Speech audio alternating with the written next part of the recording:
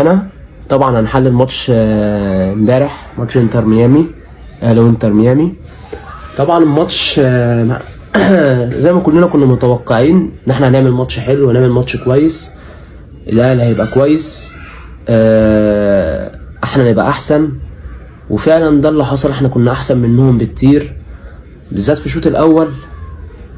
انا في حاجه لاحظتها، ان في ماتش باتشوكا لما لعبنا باتشوكا احنا كنا الشوط الاول وحش، الشوط الثاني كان حلو بسبب تغيير الفريق عامه. احنا في الشوط الاول كنا بنلعب بتشكيله، والشوط الثاني لعبنا بتشكيله ثانيه خالص، طبعا عشان نشوف اللعيبه ومين الانسب ان يلعب.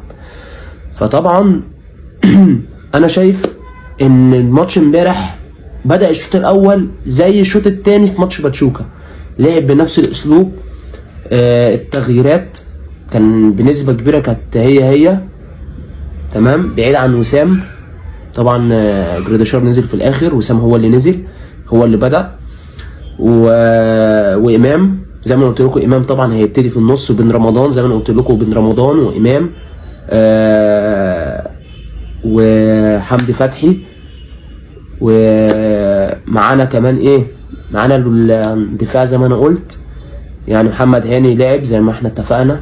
محمد هاني كان طبعا هو اللي يستحق ان يلعب، وياسر تمام.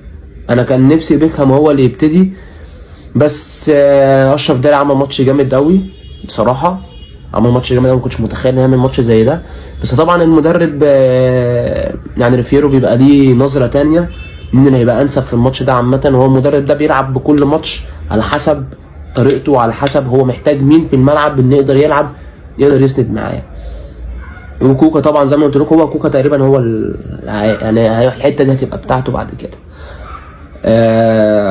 طبعا انا كان عندي مشكله قدام، انا ما اعرفش هو يعني هو بدا الناحيه الثانيه نزل امام عشان ما يخليش فيه عشان ما تجيش انت مثلا تلعب بين رمضان في نص الملعب وحمدي ومروان طب وامام هيقعد، وهتبتدي بزيزو. لا ما ينفعش امام يقعد، لا احنا ما بنحسبهاش كده يا جدعان، احنا بنحسبها يعني المفروض ان تتحسب ان انا في نص الملعب انزل باحلى تشكيله في نص الملعب، وقدام تبقى متكامله قدام. يعني انت كنت المفروض تبتدي، شفت زيزو لما ابتدى الدنيا كانت تمام، وامام عاشور